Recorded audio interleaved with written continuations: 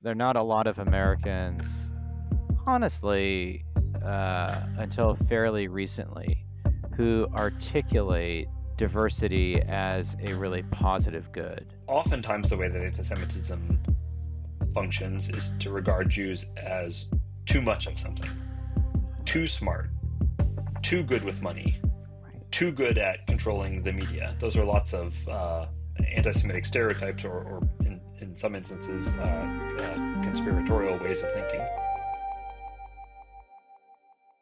Welcome to Too Complicated for History. I am Isaac S. Loftus, and I'm joined by my co-host, Dr. Lynn Robbins. Hey, everyone. We come to you twice a month with the history that has fallen through the cracks of your curriculum. And today, we have a unique episode. Usually, we're talking about a particular person, or a place, or sometimes a thing. But rarely are we talking about an idea. And today, we're going to be discussing an idea that has a lot of modern impact. Yes, we're very, very excited today to have two guests. We have Dr. John G. Turner and Dr. Lincoln A. Mullen, professors at George Mason University and historians of American religion. And we're going to be talking about their podcast called Antisemitism U.S.A, a limited podcast about the history of anti-Semitism in the United States. Thank you both so much for being here with us. Glad to be with you. Love your podcast. I really love the title. Well, thank you. Thank you. Thank you for having us. So the first question I want to ask is, how did this idea spark? How did it come up? And it's always interesting working, I'll say, in groups. So how did you come up with this idea? And then how long did it take for you to research, to create it, and just to decide what it was going to be? Because it's a huge topic. So I got interested in the subject, honestly, on the basis of what was happening at our own university. Mm-hmm. So I teach in both religious studies and history at George Mason. And I ended up having conversations with a number of Jewish students and staff, maybe 3 or 4 years ago, about the rise in anti-Semitic incidents at our university, which, you know, compared to some other places, that doesn't necessarily make the national headlines. But for me, that in conjunction with some, national level stories like the Tree of Life shootings and the Unite the Right rally in Charlottesville, that got me wanting to know more about the past of anti-Semitism in the United States. So for me, it was a desire to better understand what's gotten us to the present moment. And at the same time, the Rosenzweig Center for History and New Media that Lincoln directs had launched a podcast studio, R2 Studios, that does high quality narrative history podcasts. And so Lincoln and I thought it would be fun, since we were both interested in this historical subject, to do something collaborative and in this new medium. And I'll just echo what John said. My concerns are much the same as his. We looked out into the news, and historians were doing really great work after the murder of George Floyd, and the Black Lives Matter protests and other things like that, explaining histories of race in the United States. And certainly there are people who are working on the history of anti-Semitism in the same way. But we thought that given our historical interests, that that'd be an area where we would be able to try to help bring some light. And really, we were grateful that we were able to assemble a really great team to be able to work on it. And I think maybe this is a good opportunity to mention some of our other collaborators at the Roy Rosenzweig Center. Jeanette Patrick was our executive producer, and Jim Ambuski also joined us as a producer. And so they were really critical to the production of the show. But then we also had a number of scholars who worked with us. When we assembled the project team for the launch, I looked around the room, and I looked at John, and we congratulated ourselves on not being the smartest people in the room. We were by far the least knowledgeable of everybody who is there. So Mark Oppenheimer was our host, now at the Danforth Center.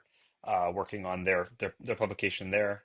And then Dr. Britt Tevis was our lead researcher, and now at Syracuse University. And then Zev Elef, the president of Gratz College, was the chair of our editorial or advisory board, rather.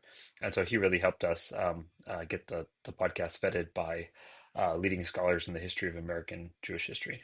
This episode of Too Complicated for History is brought to you by our supporters over on Patreon. If you'd like to support the show and join the conversation, our membership is completely free. And that gives you access to our Discord, which is a place for like-minded history fans and even some of the historians that we've interviewed to just chat, hang out, and ask interesting questions. Our paid tiers give you access to exclusive content, live streams, and even signed book giveaways. Check it out today at patreon.com/primary source media. That's patreon.com/primary source media. Pat should put it in a graphic right about here. Now let's get back to the show. Oh, that's great. I mean, it is really an all-star team that you guys have put together. Yeah. And it is always a great feeling when you're surrounded by people that are very, very good at what they do and very knowledgeable. From a selfish point of view, sort of a personal standpoint, I was very excited to listen to your podcast. I grew up in the suburbs of Philadelphia, and I went to college in New York, and then moved to Los Angeles. And there were 3 places with substantial Jewish communities. I've always been around Jewish people. My wife is Jewish. But I didn't, around the same time that you're talking about when you were saying that your interest started getting sparked, was when my interest in the area started getting sparked, because I was seeing those things happen on a national stage. And was concerned for my friends and, my family, and wanted to understand more. And was surprised that I didn't know much of the history. So why do you think that has been overlooked, sort of as far as our history curriculum, or as being part of something that has a broader understanding? Yeah, it's a great question. We pondered that ourselves as we looked at even say the historical literature about the history of anti-Semitism. Well, it's certainly true that there is a lot of great historical literature out there without which we could not have created the show. This is in many ways an act of translation of the scholarship that was there for a public audience, and storytelling as well. But still, like I'd be kind of hard pressed to recommend, a good single volume history of anti-Semitism in the United States. Certainly, I know scholars who are working on such things, but that is relatively new in the field. So why is that? Well, I think there's probably several reasons. Uh, One is that for a long time, uh, going back decades and decades, historians have not necessarily focused on the hard parts of American history. Sure. We don't need to go as far back as the Consensus School or the Whig School or so forth in order, but there is, a sense that there's lots of things that we want to say about American history, about why it is good and positive, and actually, I think there's a place for that. I don't know whether I'm out of step with the profession at this point about that, but the still there has not been a focus on the hard parts of American history until relatively recently, and certainly not in a way that burst into public consciousness. Certainly, historians have done that for a long time. Histories of slavery, for example, have been worked on for decades and decades. But really, there was a moment within the past decade where those kinds of hard histories entered the public consciousness. One thinks of the 1619 Project, for example, which did a lot of important work in raising public awareness of those histories. And so I think the similar work has not really been done for anti-Semitism. Somebody's got to do that work, and there are lots of great scholars who are doing that now. But I think it's Right. happening at that same kind of moment where there's a willingness to tell the hard parts of American history. The next thing that I guess I would say is that if you think about the history of American anti-Semitism, it's very significant. It's very real. This is why we're doing the show, and it's a history people need to know. But people, when they think of anti-Jewish hatred, of course, the first example that jumps to mind is the Holocaust and genocide against Jews. And by comparison, there's nothing similar that happened in the United States. Certainly, there were very vicious people in the United States, but they never succeeded in the way that we saw with the Holocaust in Europe. There has been, and this is a good thing, a lot of effort around Holocaust education in the United States. I think the perhaps paradoxical effect is that people are less likely to think about everyday acts of anti-Semitism, whether it's slurs or stereotypes or things like that that don't rise to that level as being quite as significant. And so I think that's a piece of it. And the third piece is people and communities tell histories because they want to have an effect on the world. Certainly, perhaps we'll talk about this, but we hope to have a small effect on the world with the podcast as it relates to anti-Semitism. To be clear, we're against it, and we hope to educate people about what's this history. But I think American Jews have often wanted to tell a story about America being a place that was good for Jewish people. Sure. And the United States has been a place that has been good for Jewish people, and that is a significant part of the history. But if you want to tell that history and you want to tell the history of anti-Semitism, they don't mix that well. And so I think the dominant mode of telling the story of American Jews has been in that vein. Although again, that's changing within the profession. Yeah, that experience of sort of Jewish history being sort of Holocaust centric mirrors my experience. I think even the stuff that wasn't necessarily directly related to the Holocaust was stories of people who were fleeing, right? And that was the pivot point around which I kind of understood Jewish American history, even though it's a European event. Right. But that's really interesting. Right. So when I listened to your first episode, one of the first things I started thinking about, because I tend to focus on early America, early US, was James Madison. And when they were in 1776, they were working on the Virginia Declaration of Rights.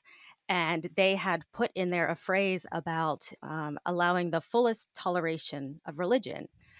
And he didn't like that because he said, when you use the term toleration, you're saying one is right and all the rest will be tolerated. And so he wanted to change it to, and they did change it to the full free exercise of religion. And so when you were in the first episode talking about Rhode Island and Aaron Lopez, that's what I was thinking about, this idea of toleration and what that really means versus how we may interpret the word. So I was wondering if you could tell us a little about Rhode Island, which most people might see as, it was like the bastion of freedom and toleration and in the early US, and his experience and what it was actually really like. Oh boy, well, everything is just too complicated, as you all know. So, I mean, I find Rhode Island and the Lopez family, that is a fascinating example because it's a family of Sephardic Jews that come from Portugal to the colonies of New York and Rhode Island back in the 1740s, 1750s. And it's only when they cross the ocean that the family begins to publicly use Jewish names. So Aaron Lopez had grown up as, I think, Edward Lopez or something like that. Probably a slightly different variant of it. And so when he gets to Rhode Island, he's in Newport, and he can openly be Jewish, and he absolutely thrives. He becomes most likely the richest man in Rhode Island. And speaking of things being too complicated, he's making some of his money from trafficking in human beings. He's a merchant, and some of his merchandise includes slave trading. So he's definitely tolerated. He's thriving. He's rich, but at the same time, he's not a citizen, and he can't vote. And at a particular point in his life, Lopez and I think his brother, they petition the government of Rhode Island for citizenship rights for naturalization. Mm-hmm. And their petition is rejected, and it's rejected because they're Jews.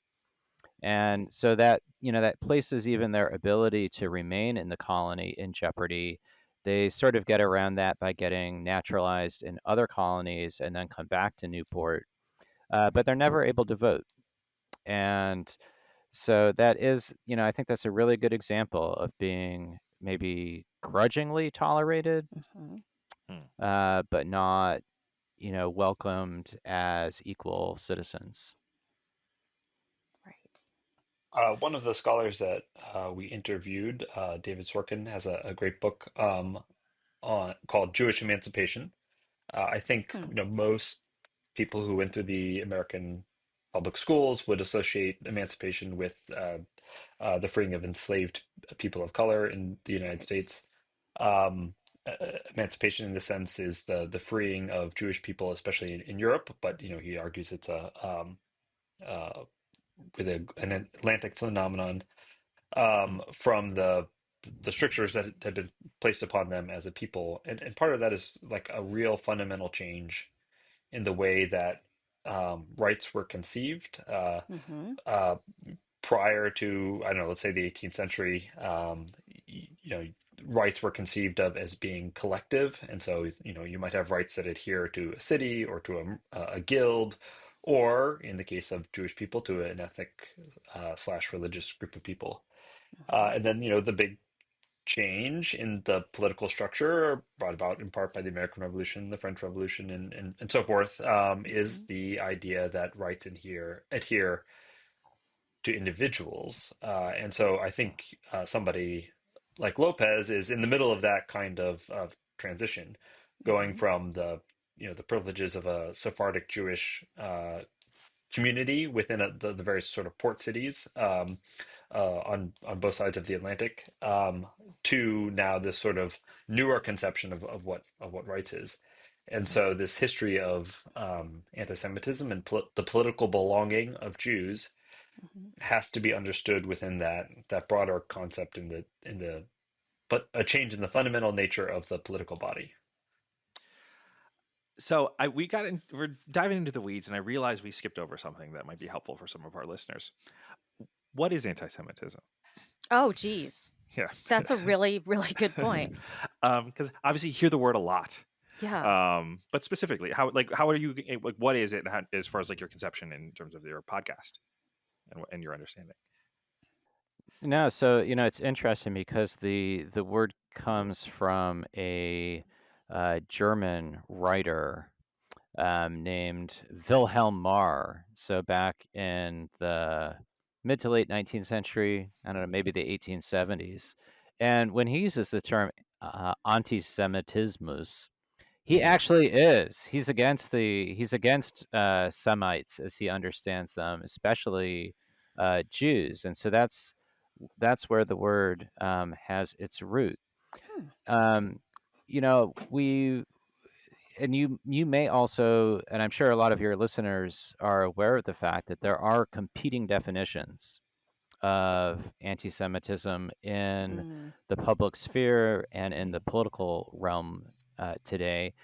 Often those dueling definitions clash over the line between anti-Zionism and Mm-hmm. what is tantamount to anti-Jewish hatred. So when does anti-Zionism become anti-Semitism or anti-Jewish hatred more Right.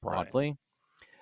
One thing we decided not to do on the show is to try to settle those debates, Sure. but really to simply think of anti-Semitism as hatred and discrimination of Jews, particularly as pertaining to citizenship rights, which, particularly in the wake of the civil rights movement of the 50s and 60s, most Americans would agree involves more than just being able to vote or things Mm-hmm. like that, but also involves full access to the public sphere.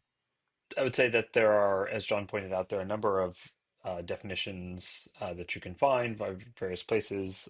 Certainly, perhaps the most commonly referred to one, and the one that I'd refer your listeners to, is the International Holocaust Remembrance Alliance's definition, which has also been used by the U.S. Department of State, for which gives a number of examples and so forth. I think for the purposes of the show, understanding it in a very simple way, anti-Jewish hatred or bias or stereotyping is what we were trying to go for.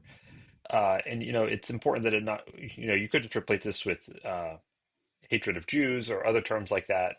But not all anti-Semites hate Jews, and in fact, some anti-Semites actually have uh, very positive, perhaps even grotesquely positive views of Jews because of the way that anti-Semitism functions. And that it's important that this word is useful because it is so broad and because it can capture so many different kinds of phenomena.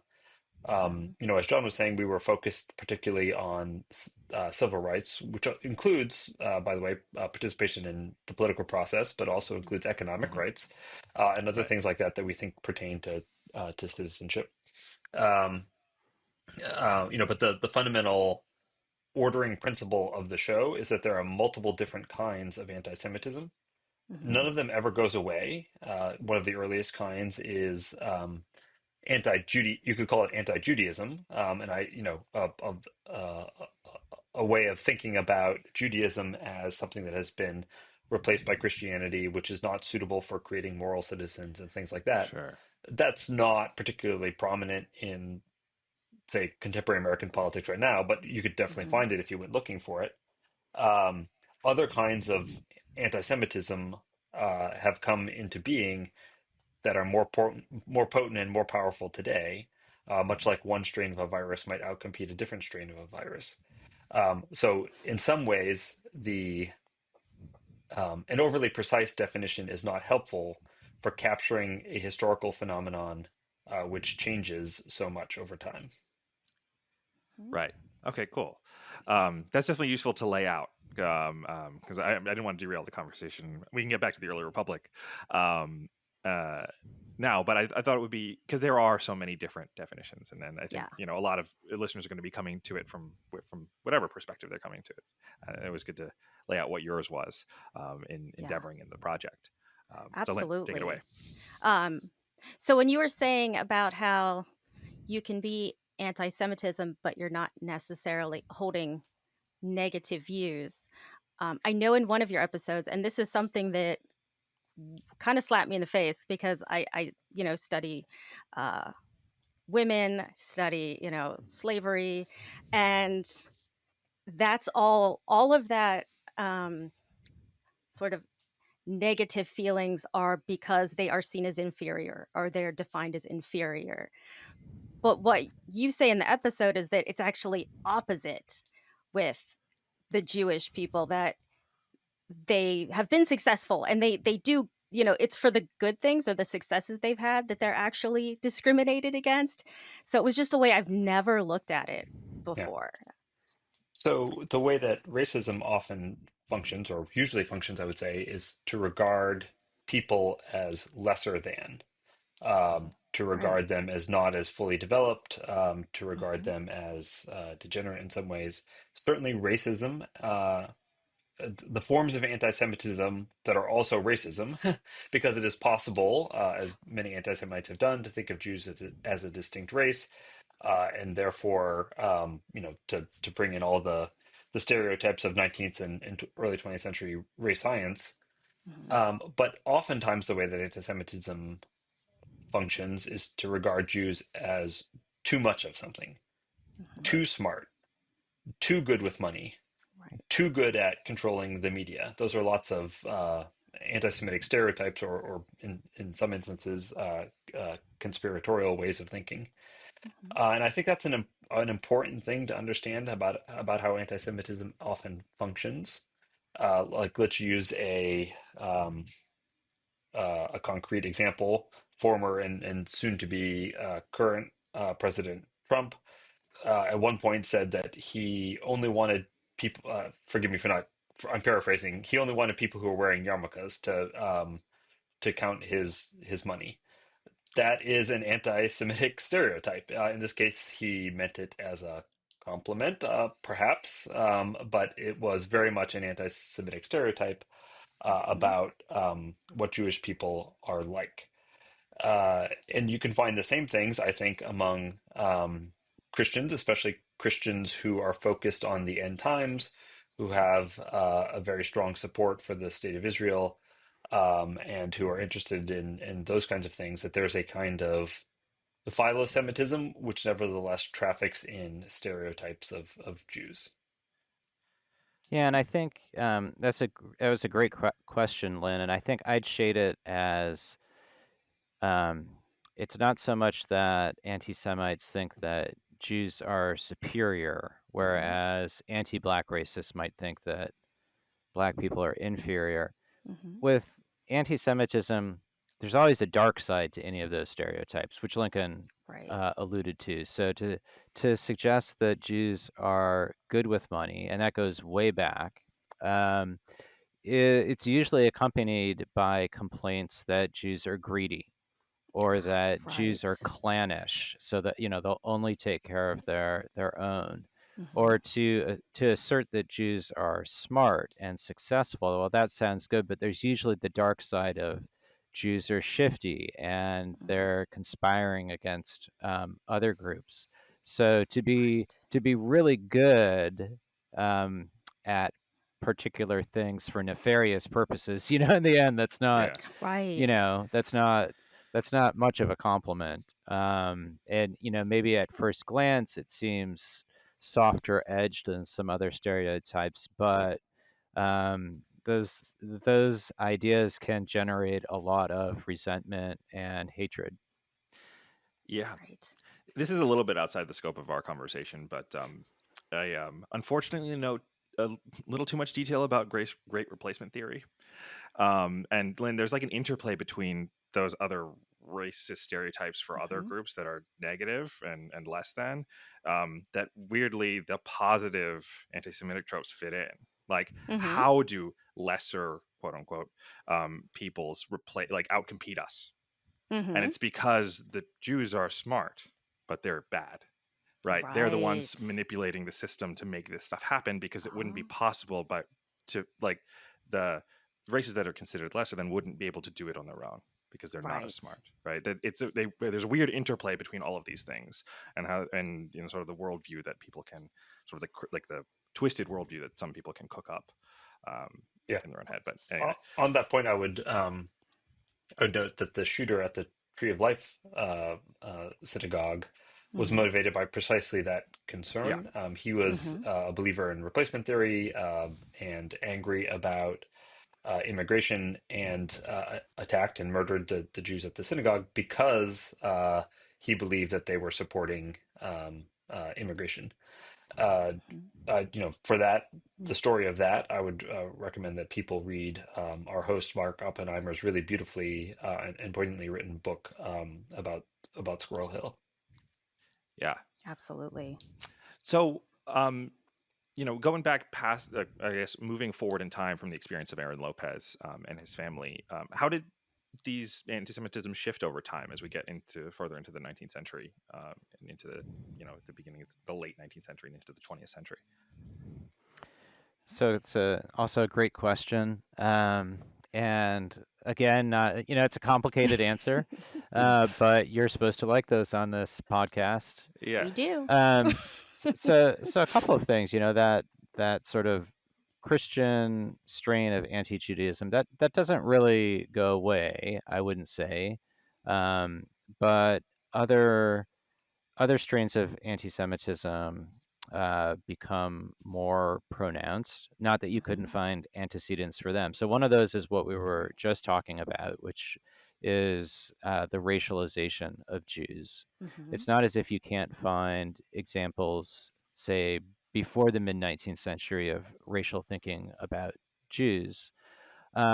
but those ideas become much sharper in the late 1800s, early Hmm. 1900s as you move toward the era of eugenics Mhm. and concern about speaking of replacement theories. You have a lot of Americans of white old stock Americans being concerned about the introduction of weaker or diseased blood into the um, American nation. So racial thought becomes more pronounced. Mhm. Um, Conspiratorial thinking about Jews regarding both the banking system and international affairs, and specifically Bolshevism and communism and other forms of radicalism. Those ideas become far more widespread and persuasive to very large numbers of Americans in the early 1900s. Hmm. So is that to push that? I guess some of those things have to do with a wave of. The only reason I'm aware of this a little bit is because my wife's mother's side, they came over. They were well educated from Germany and Poland, Mhm. but post 48, the anti-Jewish backlash that happened after 1848, and so they relocated to the United States. But were very well educated professionals. So it's a different class of person or another wave. Did it have to do with different waves of immigrants coming over and then influencing the context in which people thought about this? Well, and it's certainly simply the fact that there is also a wave of Jewish immigrants. So Hmm. as of 1850, I don't know if the numbers are precise, but maybe 50 to 100,000 um, Jews in the United States. There are millions by the early 20th century. So you Right. start to have a much higher rate of Jewish immigration to the country. And yes, these are now Jews primarily from Central and Eastern Europe. And you get some Americans who non-Jewish Americans who make distinctions between, the decent older Jewish populations Hmm. and the newer Jewish populations that we don't like so much. We take issue Sure. with maybe either the way they practice or don't practice their religion, the way they kind of represent new money, all sorts of complaints. Mhm. Hmm. Uh, it's hard to make generalizations about um, the way that anti-Semitism works simply because it is so shape-shifting. Uh, but in the same way that we were talking about the way that stereotypes of Jews function, we could say the same thing that's going on here with immigration, or try to make a generalization in the same way, which Sure. is I'm going to borrow from the title of an article by my doctoral advisor, Jonathan Sarna, which is there's a difference between the mythical Jew and the Jew next door. Hmm. So in the very early part of the 19th century, let's say, American Christians, of whom there are a lot, really think a lot about Jews. And why do they think a lot about Jews? Well, they read the Bible, and the Bible has a lot to say about Jews. Right. And so they have this sort of sense that they know a lot about Jewish people, even though the Jewish population is so small within the United States that outside of certain cities like Philadelphia or New York or Charleston, later on Cincinnati, you're just not likely to have met a Jewish person. Right. Um, that's different than the Jew next door, which is a Jewish person that you actually meet. Now, Mhm. sometimes when people meet actual Jews, they get to know them and become neighborly and so forth, but also that can provoke hatreds of a different kind. And I think Mhm. that's, as John was saying about immigration, that's one of the key changes in the way that immigration works, is that uh, anti-Semitism in the early republic could often be characterized as anti-Judaism. So, for example, Mhm. Christian efforts to convert Jews to Christianity, one on a sort of religious basis, and two out of a concern for promoting, excuse me, promoting moral citizenship, would be an example of that kind of thinking about mythical Jews. Then once there are many, many more Jews, still a very small minority of the U.S. population, but in certain places, quite significant, you end up with fears and hatreds of the Jew next door. But there's a way in which it sort of twists back into it. And so the two kinds of anti-Semitism that John was talking about, anti-immigration tied to racial thinking and racism and race science, is also connected to the rise of conspiracy theories, which have existed for millennia, but were promoted with a vengeance by Henry Ford, precisely because Henry Ford is so anti-immigrant, and he is very concerned, as are other Americans in the wake of the Red Scares and the Bolshevist revolution, and so anti-immigration, race science, and conspiracy thinking are linked in that way. And something that we've mentioned in some of our episodes before, it's come up and that is really interesting to me and very relevant, is this idea in, I believe it was the 19th century, it sort of became more powerful, this idea of the public morality versus individual, and how that impacted religious toleration and religions in general, starting in the 19th century, but coming all the way up to, I mean, today, let's be honest. Where did this idea of public morality and who gets to police and define morality for citizens come from? Well, Lincoln might have a more sophisticated answer, but the first thing that I'd say is, there is sort of a strange ideas surrounding religious identity and citizenship. So the common exclusions are of Jews, Muslims, and atheists. Maybe Catholics, but certainly the other three, out of a belief that um, those three groups are simply not fit for citizenship. They don't share the same basis for morality. Now, Christians, even nominally Christian people who talked about the exclusion of such groups, they were certainly aware that large percentages of the Protestant Christian population were also not moral.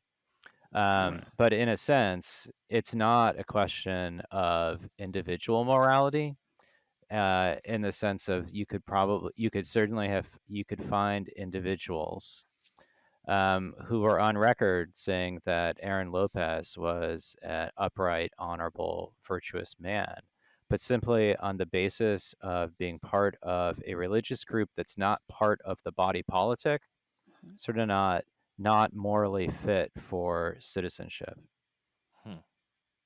And as American Christians grow in strength, there can be differences of opinion about this, but I think that um, Christianity around the time of the American Revolution and founding was kind of at a low water mark in terms of political influence and actual affiliation and adherence.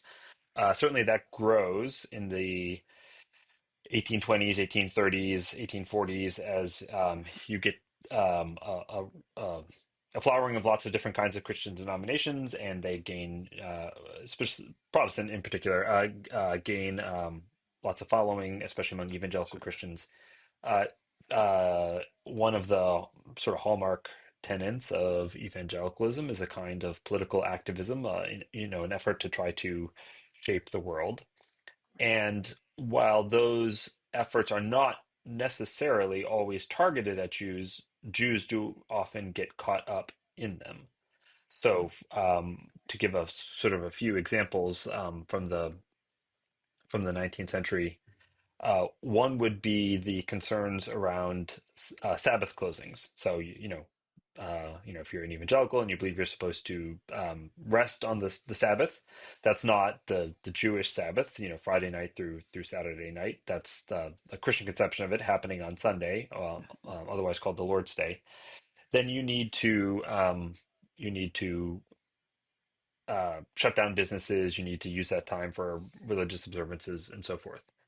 So that's not necessarily an anti-Jewish effort. However, Jews get caught up in it. I think it's important to recognize that the 40-day work week is a political accomplishment of the labor movement, and before that time, lots of people were economically marginal and had to work 6 days a week in order to make ends meet and to make Right. things go. Certainly, there are people like that today as well, but it was definitely the case in the 19th century. And so it was a real hardship and burden if you were Jewish to have to, for your religious observances, stop work on Saturday and then also stop work on the Christian Right. Christian Sabbath. But you can see how that's a part of um, the a concern for the morality of citizenship. That would also, relate to the Sunday mails controversy. Maybe only us 19th century historians are surprised by this, but anytime I get a mail delivery on Sunday, I'm like, oh, I thought this was canceled. Of course, that was in the early 19th century, where it was like this big political movement to stop the sorting and the delivery of mails on Sunday. Uh, the other big example of this would be prohibition. So Americans had a real problem with alcohol. That was very much a real problem with domestic abuse and all dissipation and all the other kinds of things that go with that. But Christians sort of did this on the basis of Christian readings of the Bible. And there's these, I think, kind of comical moments where Christian pastors will write to Jewish rabbis and be like, the Old Testament, or Hebrew Bible, as Jewish people would call it, prohibits the drinking of alcohol, right? And Jews will write back and say, no, that's not how we read the Bible. And Christians will be sort of flummoxed by it. But that sort of effort to create a kind of a moral citizenry in those and certainly other aspects to end up catching Jewish people, not necessarily always intentionally, but they end up that rub between Christian conceptions and a non-pluralistic, non-tolerant views of morality.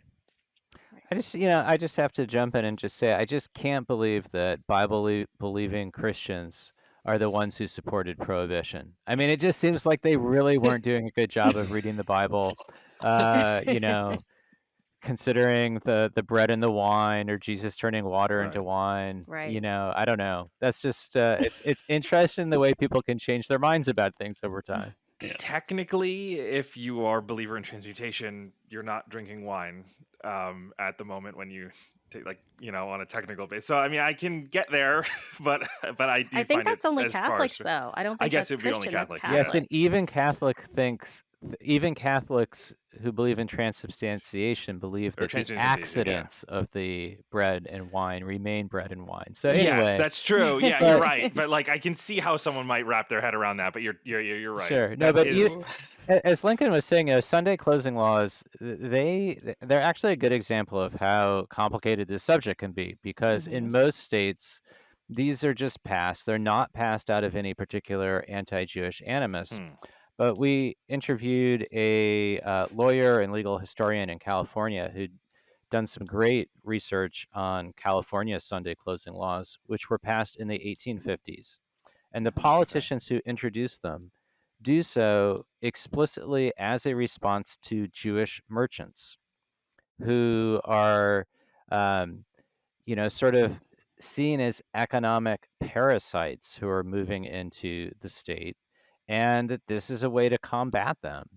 And so it's fascinating to think of things that often didn't have a particular connection to anti-Judaism, but in a particular context could be used as an anti-Jewish tool. And in other places like New York City, some historians have found that Sunday closing laws were often selectively enforced. So if you're anti-Jewish policeman or something like that in the late 1800s, or if you want to get the police to stick it to people you don't like, laws that were often honored in their breach, they could be enforced. And I certainly don't want to give the impression that economic discrimination, excuse me, economic discrimination against Jews is ever not tied to specific Jewish stereotypes and so forth. So John's given the examples of Mm-hmm. these places, but let me give you another sort of concrete example that we discuss in the show. So every so often, the Roy Rosenzweig Center applies for grants, and then we have to fill out our Dunn and Bradstreet number. And I have no idea what that is. Got to look it up. It turns out that Dunn numbers go all the way back to the 19th century. How do you know about whether somebody is a trustworthy businessman and whether you should extend credit and so forth? Now we have credit reporting bureaus and all those kinds of Mm-hmm. things. But the roots of that are in this firm, which would send agents around to different businesses in different locales. The people that we relied on an article.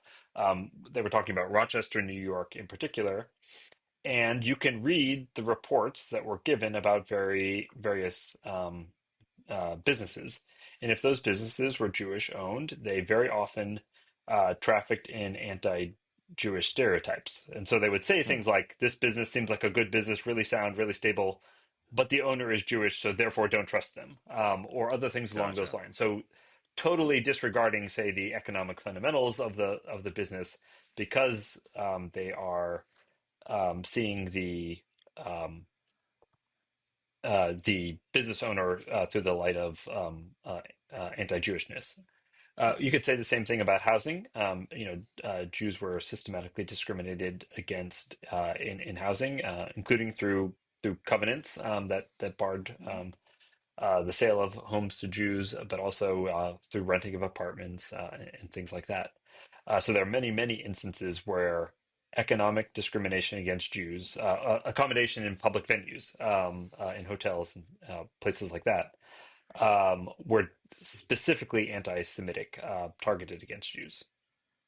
Huh. That's that's a lot, and in all the different ways that it was being applied. I'm curious: is this sort of want for the public morality to be uniform, um, something that goes back a long time? I'm curious. The reason why I'm asking is that and correct me if I'm wrong, but I believe that there were other Christian governments in Europe in the past that used the different like laws that were sort of dictated what behaviors were acceptable and not acceptable to their advantage out of convenience. I'm specifically thinking about lending at interest and sort of the barring of Christians. I don't know too much detail of it, but the selective application of the Sunday closings seems like a place where like, oh, it's convenient for that store to be available for us on Sundays or not, or whatever. Is it like, hey, we want to ignore any of those positive aspects of having a diverse community that does things a little bit differently, to make things sort of uniform? Is that something that goes against the sort of toleration that we talked about earlier? Yeah, that's a good question. I'm not quite sure how to approach it, Yeah, Isaac. I mean, I do think in terms of Sunday closing laws. By the way, there's still some weird vestiges of those, and in certain parts of the country, Mm-hmm. in certain counties, for sure. you can't buy a car on Sunday. Maybe you can't shoot a deer on Sunday or buy a beer, or Yep. things like Yeah. that.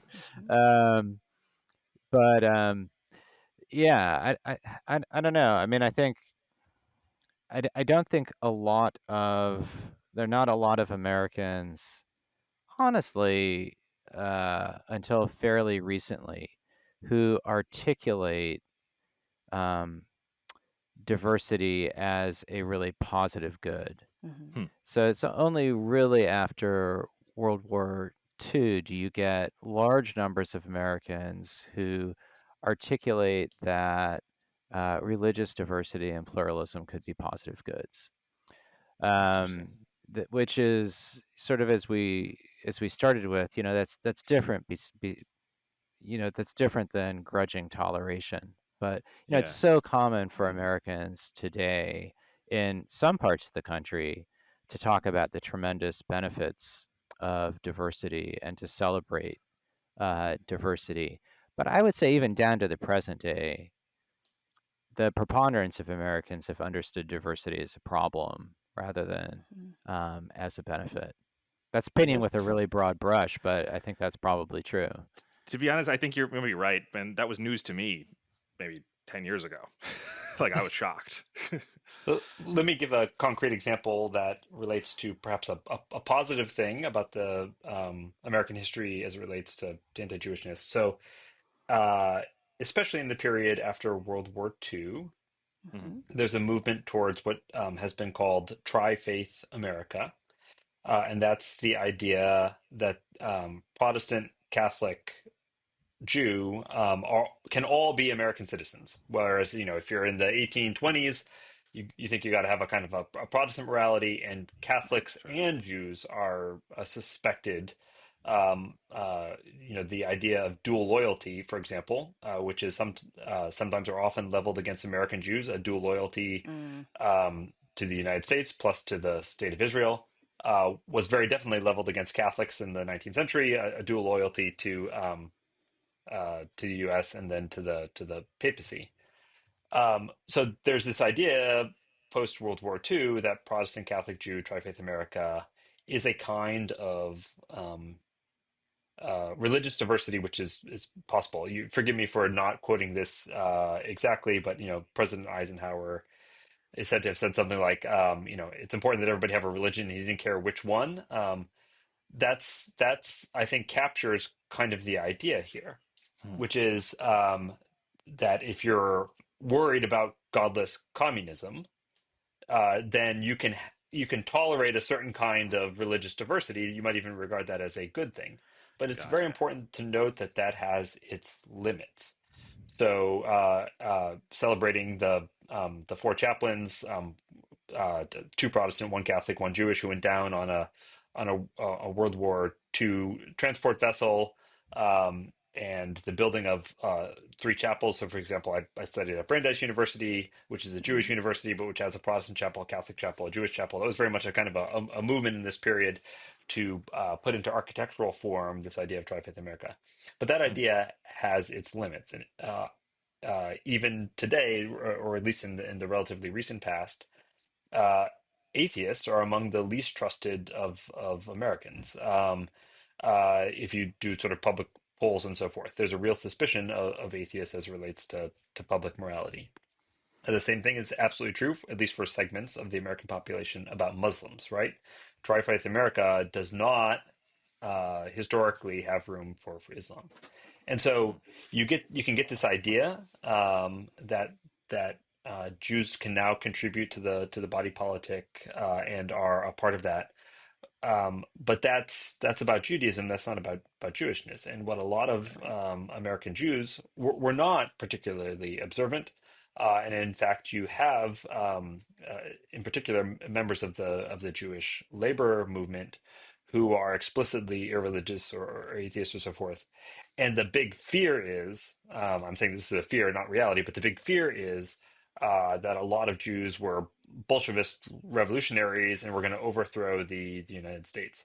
So we talked to one historian, a historian of the U.S. Army, who has written a history of anti-Semitism in the U.S. Army.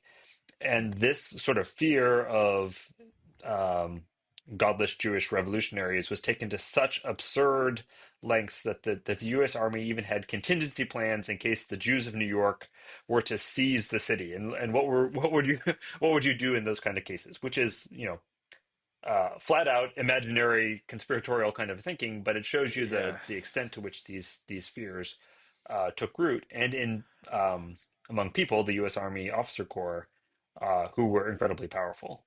Huh.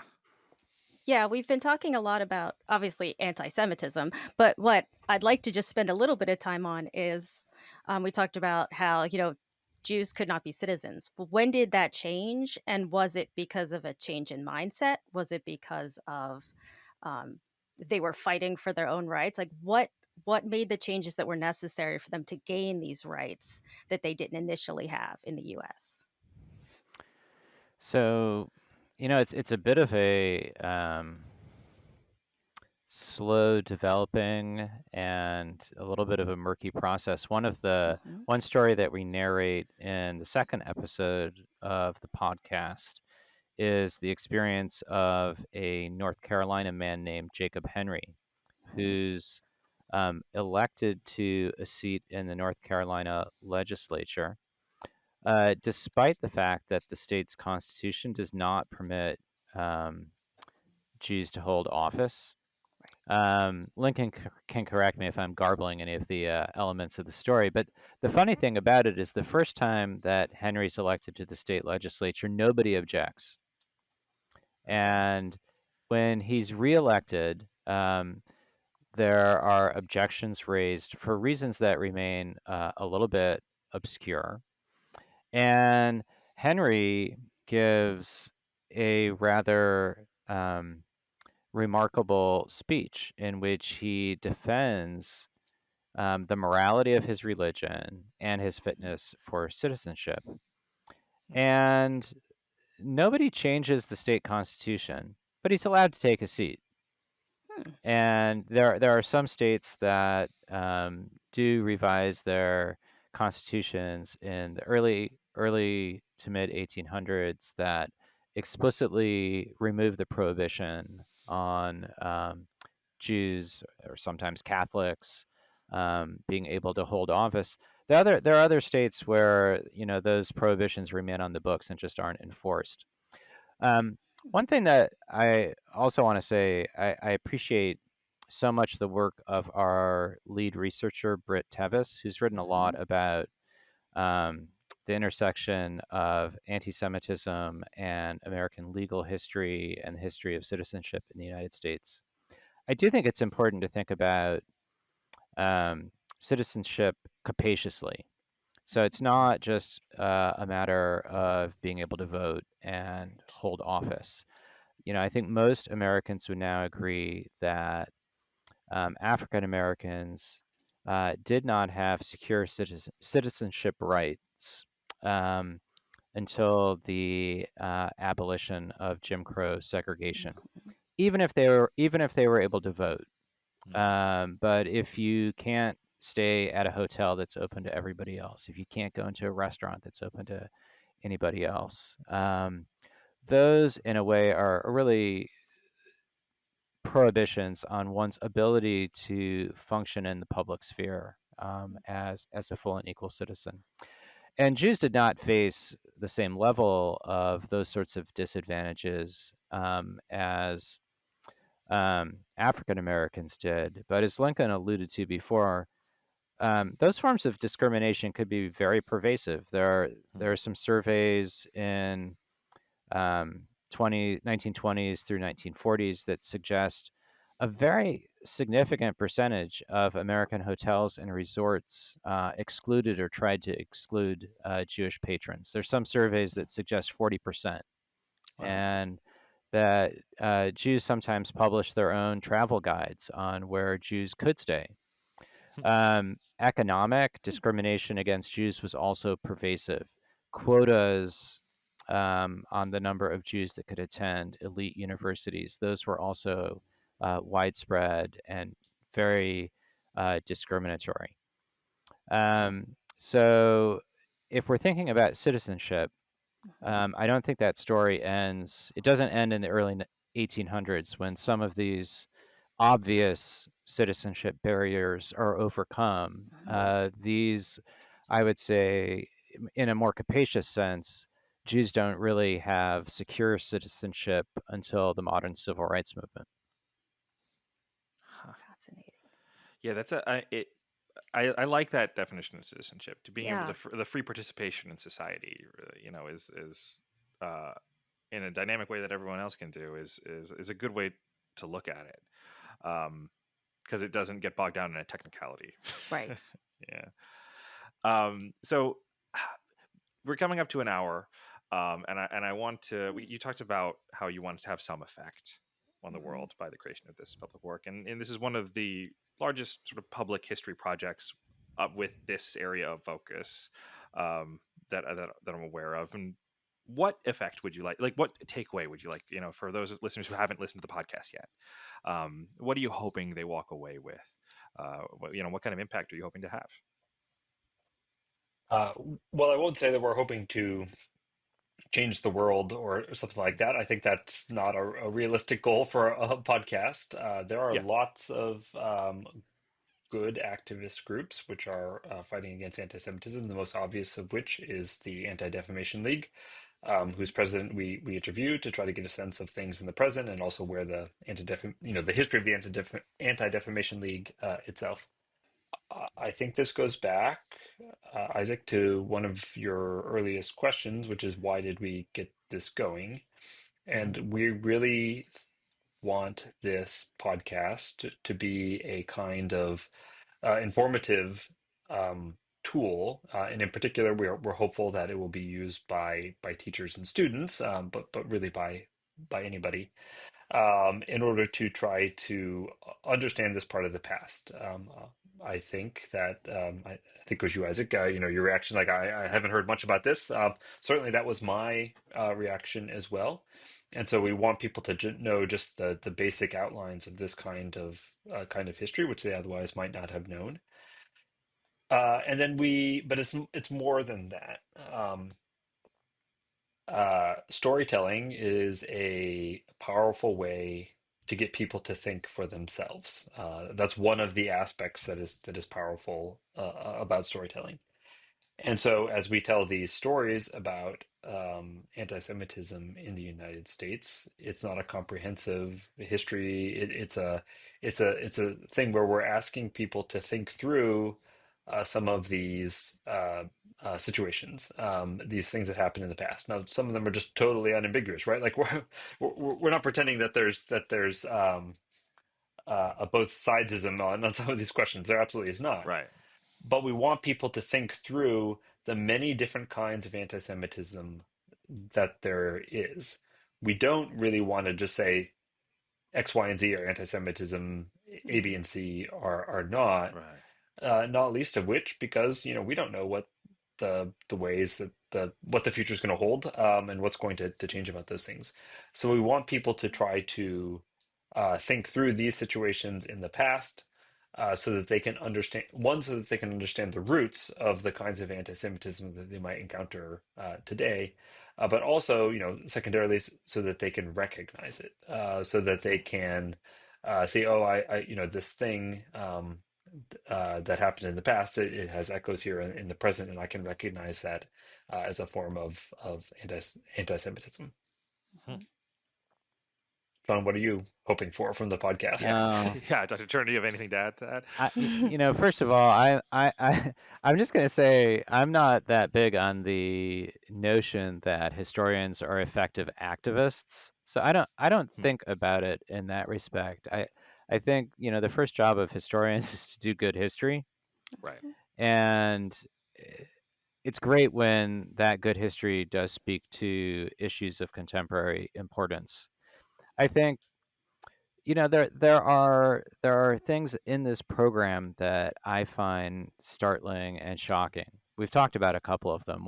One thing we didn't touch on that I'll just mention really quickly, because if you're looking for an easy entry point into the series, the 8th episode analyzes the anti-Semitic conversations and ideas of Richard Nixon and Billy Graham, who are the two most admired men in the country in the early 1970s.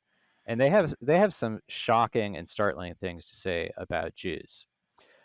Now, that's disturbing, but and I think sometimes when we encounter anti-Semitism today, well, I would just say Americans have been really startled and shocked by a number of different events of the last 10 years. We've mentioned a few of them. Recent expressions of anti-Semitism on American campuses would be another. I think one thing that is really useful to remember, whether it's a cause for a sober appraisal or a cause for hope, is that these are not new things in American history. Mm. And so we shouldn't be quite as startled and shocked if we know this history. And we should also realize that American Jews and others have mounted intelligent and effective responses to this problem for a long time. And I think that's substantial grounds for hope in the present and the future.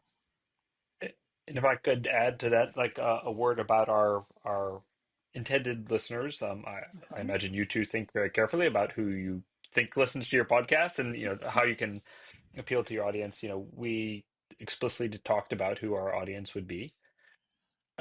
Certainly, we hope that American Jews will listen to the podcast and learn something about their history. But I think it would be a mistake to say that the history of anti-Semitism is only a Jewish concern. It absolutely is not. And one of the key audience that I had in mind was the well-meaning Gentile. I hope I'm in that category myself. um, uh, and we were trying to think about people who are interested in understanding the present and the past, understanding these kinds of histories, who recognize that it's a problem, but who really just don't know, who don't understand. It's you probably don't have to tell, in this day anyway, too many American Jews that anti-Semitism in the United States is a problem. But I do think that would come as a surprise to many non-Jewish Americans, and then beyond that, that they wouldn't have a sense of where that comes from. So this is a podcast that we hope will be educational and informative, so that people can be aware of things, and then move on to the other forms of combating anti-Semitism. Yeah, I think that's a really great target audience, and I think you have a chance to. It's a really great program, and it tells this story and in this history in a way that can engage a wide swath of people, and inform them in a real way. And I think you're totally right in that. I think that there is a lot of well-meaning Gentiles out there that are aware of anti-Semitism, but not in a non-specific way. They see it rising and know that that's a bad thing historically, and it may end at that sort of right. But this is a great way to dive deeper and to understand a lot of different facets, and then the fluid nature of anti-Semitism in the U.S. This is it's a great thing. I recommend everyone give it a listen, and I'm sure a lot of our audience will really enjoy it. We'll put a link in our show notes. And I also want to point out that each episode has a great recommended reading list. So if there's an episode where there's something particular that you just want to know more about, you just scan down and there's a recommended reading list, which is fantastic. So there's a lot, there's the podcast itself, but there's also a lot of places you could go from there to learn even more. Yeah. So Dr. Mullen, Dr. Turner, I would thank you so much for taking this time, and thank you so much for putting that program together. Because I'm one of the avid fans currently of your work. Absolutely.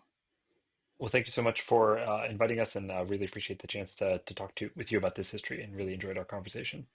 Thank you. Same for me. Really nice of you to do a podcast about a podcast. Yeah, we've done a few of those. Some of them with your colleagues, actually. Great.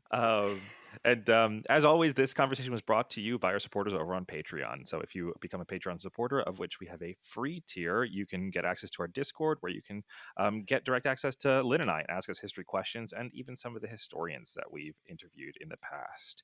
The paid tiers give you early access to our content, and also a chance to win free books, free signed books in a monthly book giveaway. So be sure to check that out at patreon.com/primary source media.